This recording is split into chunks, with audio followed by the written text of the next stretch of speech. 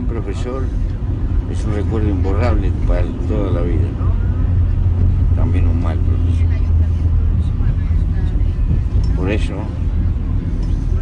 todo es poco para tratar de mejorar la calidad de los profesores. Que no se arregla solo con plata. No se arregla sin plata, pero no se arregla solo con plata.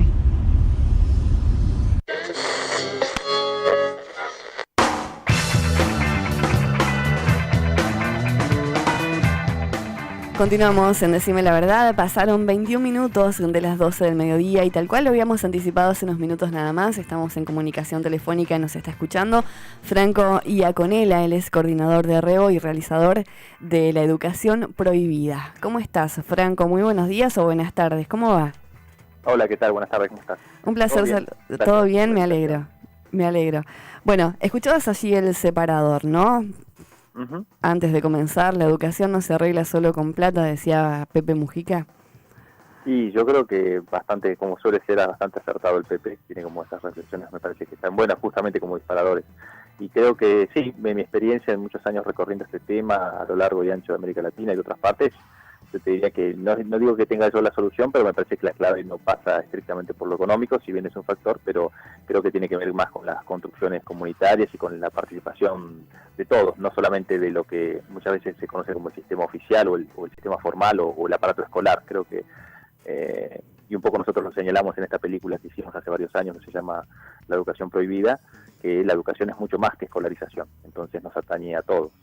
Esas construcciones comunitarias de las que hablas, a las que haces alusión, a ver, ¿por dónde se empieza?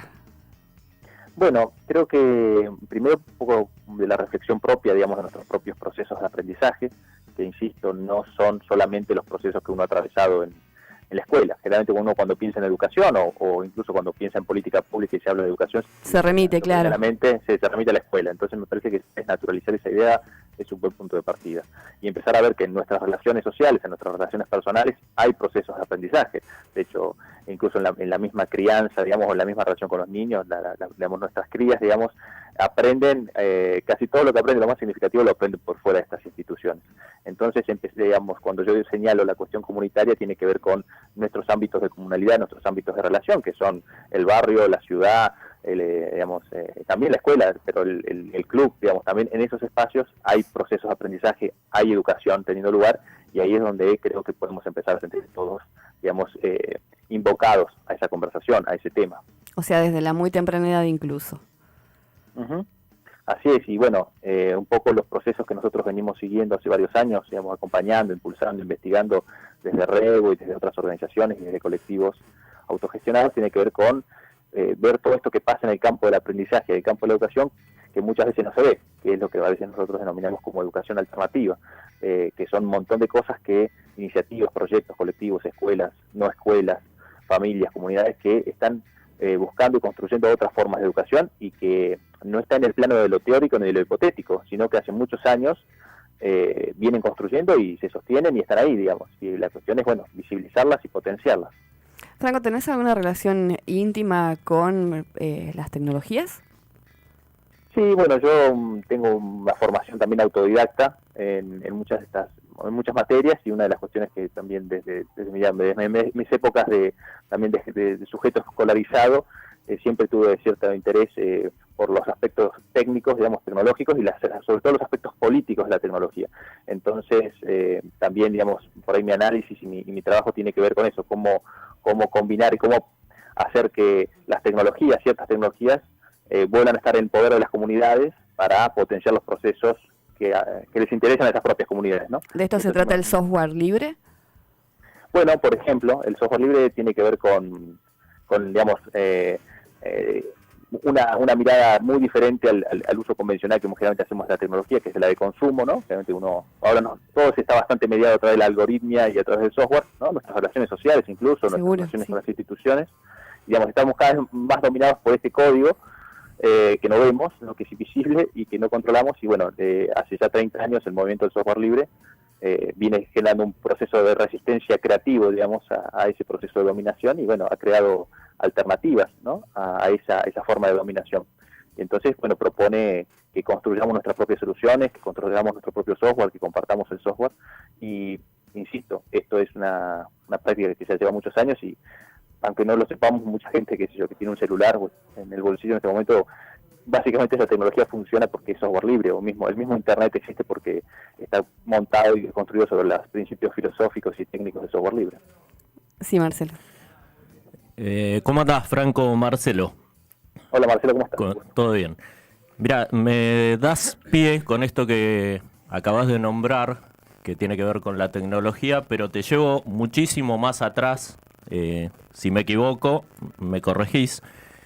Te llevo a fines del siglo XVIII con la escuela prusiana, que es, digamos, la escuela prusiana se dice que lo que buscaba era tener un pueblo dócil y obediente.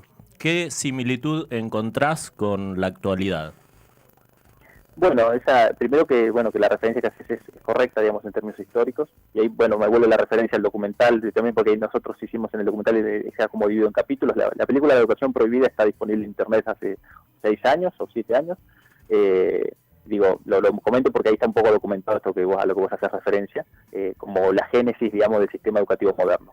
Y entonces, en ese momento también hay una serie de coincidencias históricas que tienen que ver con el proceso del nacimiento del capitalismo, de las sociedades modernas, y que esto se proyecta hasta nuestros tiempos, digamos. La base de la escuela moderna, que incluso que es la que nosotros importamos o trajimos, como proceso de dominación a América, de Europa a América, está fuertemente determinada por eso, el Imperio Prusiano, Alemania, el régimen normalista, toda una filosofía de pensamiento que es la que incluso nosotros, no hace falta más que caminar y entrar a una escuela pública o no pública o privada, pero vemos un régimen de rituales que se dan en la escuela que responden a eso, que responden a un pensamiento militar, por ejemplo, porque los chicos forman en fila, que tomar distancia, cantarle a una bandera, todo eso, hay una cantidad de cosas que me tomaría mucho tiempo enumerar, pero que la gente puede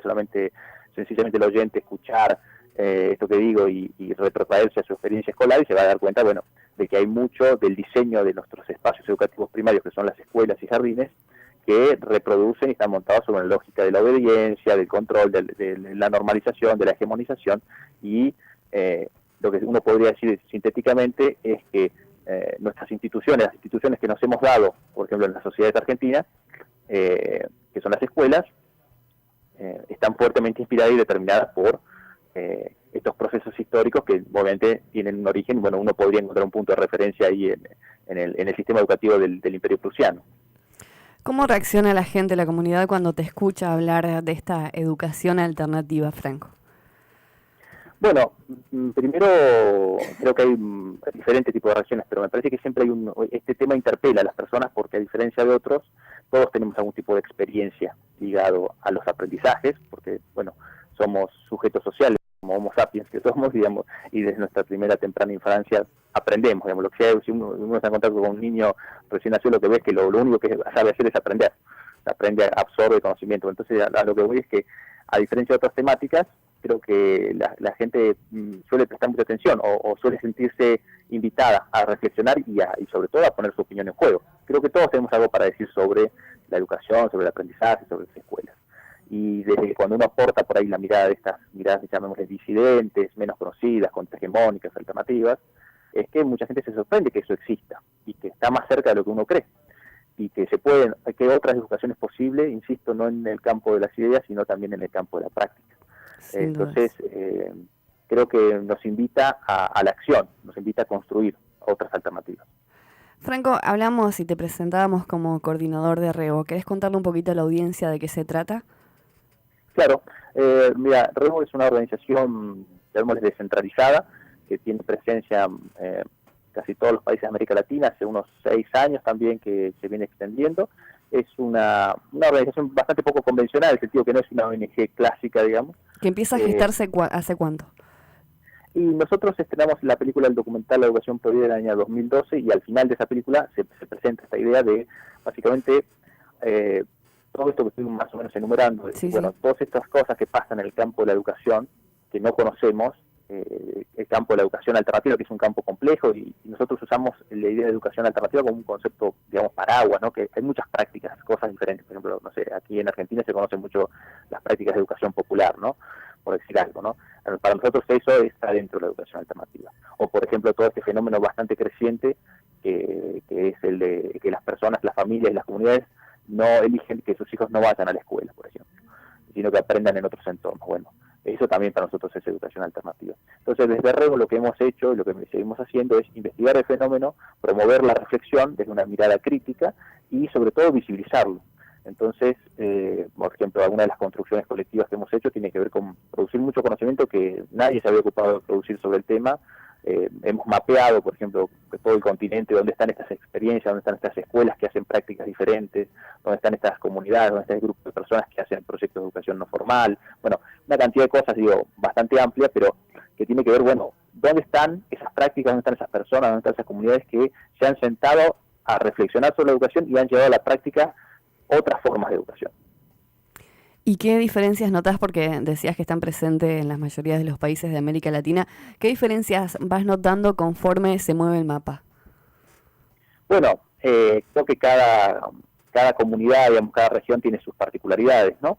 Y creo que esto algunas cosas responden, digamos, a la idiosincrasia de los países, porque también el sistema social y político está organizado, ¿no? A través de estos esquemas, pero uno puede ver que ciertas tradiciones, llamémosle ciertas prácticas o ciertas críticas a los sistemas escolares, a los sistemas educativos oficiales, están presentes en algunos lugares y no en otros. Entonces, por ejemplo, aquí en Argentina y en Uruguay, por decir solamente un ejemplo, somos sociedades, digamos, que somos bastante estadocéntricas, diría yo, que nos cuesta pensar sin Estado. O sea, generalmente aquí la pulsión pasa por el control del Estado y decir, bueno, cuáles son las políticas que tiene que tomar el Estado, etcétera, etcétera. Entonces, el sistema educativo o nuestra mirada sobre la educación está muy centrada, está muy ligada a eso. Entonces nosotros creemos que para mejorar la educación o que, digamos, las nuevas generaciones aprendan más o lo que sea, tendemos a creer que, no sé, que hay que tener más escuelas, que hay que doblar la cantidad de horas que un chico pasa dentro de una escuela, que hay que tener más presupuesto para los docentes. Bueno, no digo que esté bien o mal, digo, lo que digo es que es una característica.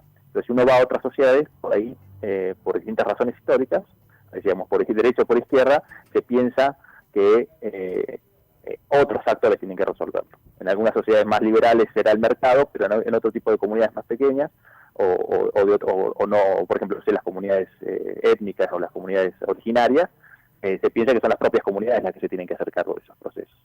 Entonces, vemos escuelas comunitarias o no escuelas de, por ejemplo, no sé, me viene a la cabeza la nación mapuche, aquí en Argentina y en Chile, digamos, donde uno ve otra forma de entender el aprendizaje y la transmisión de la cultura.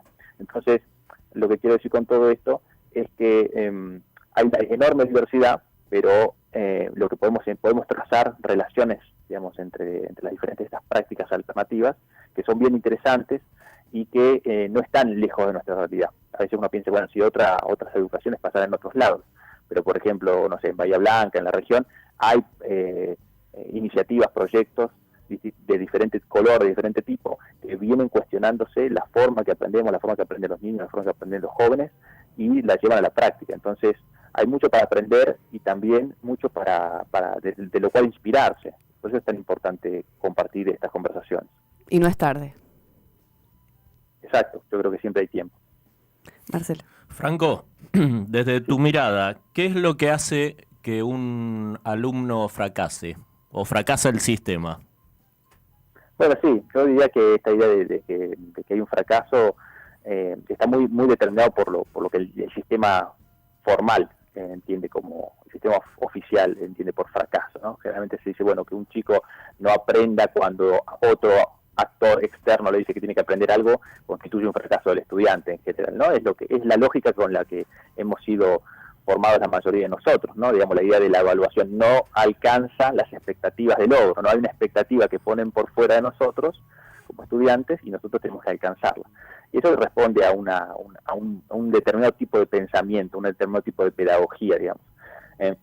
Entonces, desde una mirada crítica uno puede decir que efectivamente, digamos, tenemos un sistema fallido o muchos sistemas fallidos, pero sobre todo porque están, digamos, montado sobre la idea de que alguien externo a uno tiene que determinar lo que uno es. Entonces yo como adulto tengo que guiar, tengo que determinar, tengo que marcarle el camino al otro, ¿no? Entonces tengo que ponerle varas o zanahorias o premios o castigos, lo que sea, para convertir a ese brote en lo que yo quiero que sea. Entonces, si nos ponemos a cuestionar estas ideas, nos damos cuenta de que por más que estiremos la hierba, no crece más rápido, ni tampoco a lo sumo la vamos a terminar matando. Entonces, creo que hay mucho fracaso en cuanto a... Si de un fracaso podemos hablar, es de nuestra sociedad para pensar y para observar críticamente la realidad que vamos construyendo y para animarnos a crear o trazar otros caminos, ¿no? La inercia, digamos, ¿no? Es muy difícil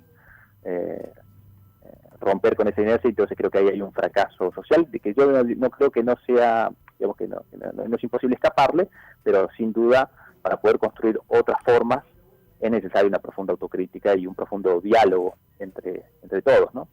Seguro. Pedagogías Alternativas del Sur, que tendrá lugar en los próximos 15 y 16 de diciembre aquí en nuestra ciudad puntualmente. A ver, ¿qué podemos anticipar? ¿A quién está enfocado? ¿Qué nos vamos a llevar de allí? Bueno, por supuesto, decime la verdad, va a colaborar justamente en la difusión, pero ¿a quién está enfocado puntualmente, Franco? Bueno, quizás un poco vinculado con lo que vengo diciendo, de que esta temática nos atañe un poco a todos, es una invitación a que la educación deje de ser un asunto de, no sé, de universitarios, o un asunto de las personas que tienen hijos, o un asunto de especialistas en educación. Bueno, que realmente los congresos y encuentros y lo que sea, y los discursos o las reflexiones sobre estos temas pasan, digamos, en grupos pequeños, grupos cerrados.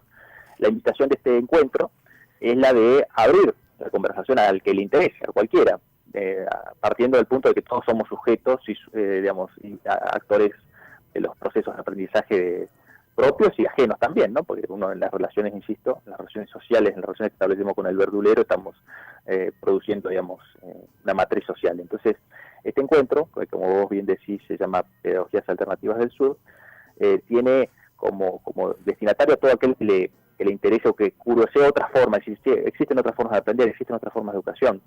¿Es la primera vez, Franco, que tiene lugar, aquí en nuestra ciudad? Sí, de hecho, y es la primera vez que se hace, digamos, es el primer evento que se hace de este tipo con ese nombre, digamos. Obviamente en Argentina y en la región se hacen muchos encuentros de este tipo, pero nunca se había hecho uno, hasta donde yo sé, en Bahía Blanca con estas características, digamos, donde, por enumerarlas brevemente, podemos decir que es un encuentro autogestionado, o sea que es un encuentro donde para ir no hay que pagar nada, pero tiene su costo, y la idea es que los propios participantes, que somos todos los que queramos ir, lo asumimos, y el costo no digo solamente un costo económico, digamos, no sé, digamos que la idea es transparentarlo y todo eso, digamos, porque bueno, hay un valor económico, una cantidad de energía que se puso en eso, no tiene fines de lucro, es lo más abierto que se ha podido hacer, en el sentido de que uno puede ir, tenga una certificado de una universidad, o no sea, digamos, o no esté acreditado por ninguna universidad, o sea docente o no sea docente, no importa, digamos, no hay una discriminación en función de las rotulaciones o las titulaciones que uno tenga, no hay discriminación en cuanto a la edad, y obviamente de origen social y de origen económico. Uno puede ir, insisto, y esto gratis, incluso puede ir ahí a compartir y llevarse mucho conocimiento y compartir mucho conocimiento, y atravesar toda esa experiencia. También es alternativo en el sentido de que no es un congreso, no hay especialistas, no hay oradores principales, no hay exponentes, digamos, y un poco la agenda del encuentro se co-construye con los propios participantes. Van a estar presentes gente que viene haciendo procesos colectivos, iniciativas, algunas son escuelas, otros no, de educación alternativa de Bahía Blanca, pero también de otros lugares. Hay algunos proyectos por ejemplo, de Montermoso, hay de Dorrego, hay gente de la zona de Sierra de la Ventana, también viene gente de la Patagonia, gente viene de Mar del Plata, distintos proyectos que uno, si entra ahí en el sitio web del evento, puede enterarse. Entonces, digamos, es una linda oportunidad para encontrar con algo muy diverso, muy pujante, digamos, y es un fenómeno ciertamente creciente en la región y en Argentina. Hay cada vez más proyectos de educación alternativa. Antes de que Marcelo Descalzo te haga la última pregunta que tiene, decías que es la primera vez que se hace aquí en nuestra ciudad. ¿La elección fue azarosa o a qué obedece? ¿Por qué Bahía Blanca? Bueno, un poco cuando empezamos a pensar en esta idea, hace algunos meses, no tantos, veíamos que como pasa en algunas otras ciudades medianas y grandes de la provincia de Buenos Aires, como puede ser, no sé, decir Mar del Plata, La Plata o La Barría, hay un conjunto creciente, digamos, de iniciativas. Bahía Blanca tiene un buen número de proyectos o de iniciativas que están emergiendo dentro de las corrientes de pedagogía alternativa, y entonces decíamos, bueno, qué interesante sería que hubiera una instancia de diálogo entre estas experiencias, y que ese diálogo o ese intercambio no estuviera reducido a los propios participantes de esos procesos, sino que también invitar a las instituciones públicas, a otros espacios, a gente que no está afiliada a nada, digamos, que simplemente le interesa la temática. Entonces, bueno, se fue como, llamémosle, cocinando un proceso bastante creativo, bastante diverso, y bueno, creo que responde a una realidad que tiene que ver con esto, con, digamos, un malestar creciente, creo que de todas y todos, en torno a la educación, al aprendizaje, a las escuelas, y decir, bueno, y la necesidad de construir y encontrarnos para dialogar sobre posibles soluciones o posibles formas o formas alternativas.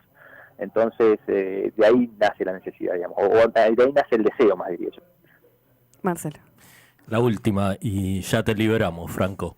Bueno, no hay problema, podemos seguir. Bueno, sí, la seguimos en otro momento, lo vamos a hacer. Dale. ¿En cuánto influye para vos el amor durante el aprendizaje? Y yo creo que muchísimo. Yo diría que casi que entendiendo el amor como, digamos, como una relación de deseo intenso, digamos, por el bienestar propio, el bienestar ajeno, digamos, creo que es sumamente un factor sumamente importante. Y creo que digamos, en las relaciones amorosas, digamos, yo estoy diciendo en un sentido amplio, digamos, en las relaciones incluso de amistad intensas, que se pueden tejer, digamos, más allá, creo que a lo que voy a decir, creo que depende muchas veces de poder sortear muchas veces las barreras institucionales, digamos, ¿no? O sea, muchas veces, por ejemplo, volviendo a los sistemas escolares, los cuerpos de las personas son determinados por la institución. Entonces, bueno, hay estudiantes, hay alumnos, ahí están los que no saben, están los que saben, y muchas veces esas mediaciones, estas estructuras, creo que muchas veces son perniciosas para establecer relaciones profundas, relaciones, digamos, de conocer qué le pasa al otro, qué siente el otro, qué desea el otro, qué quiere aprender, cuándo lo quiere aprender, qué le interesa. Y muchas de estas alternativas, de pedagogías alternativas, de escuelas alternativas, de proyectos que vienen pensando otra forma de educación, uno encuentra que la clave está en que establecen relaciones humanas profundas, entre docentes, entre los propios estudiantes, entre toda la comunidad educativa, digamos, como que se prioriza y se cuida eso. No es tanto el resultado de un examen o qué tan bien rankeada está la escuela o qué tan bien percibida está, o digamos, o si se ganan muchos premios, no sé, en la feria de ciencias, sino pasa por la calidad humana que tejen esos vínculos en esa comunidad. Y eso no se mide, digamos, con evaluaciones estandarizadas. Entonces, tiene que ver dónde pone uno la prioridad y el eje, ¿no? Y creo que por ahí el acierto de este tipo de iniciativas es poner en el centro a las personas, poner en el centro su interés, poner en el centro su deseo, y creo que esa es una forma, me parece, primaria para establecer cualquier tipo de relación amorosa, digamos, conocer el otro. Franco, Pedagogías Alternativas del Sur, reiteramos en los próximos días 15 y 16 de diciembre, todo el mundo invitado. Así es, bueno, lo pueden buscar en internet, lo pueden buscar en Facebook. Hay que inscribirse previamente. Exactamente, sí hay una inscripción, insisto, es gratuito, pero como un tema de espacio, esto se va a hacer en el Peladero, como dijiste vos, el 15 y 16, y la idea es, bueno, como un tema de espacio, tenemos que registrar a las personas, pero bueno, insisto, todavía hay lugar, así que los invito a que puedan sumarse, ahí buscándolo un poco en internet lo van a encontrar, y van a encontrar más información de la que yo he dado. Muchísimas gracias, Franco, por tu tiempo. Un fin de semana.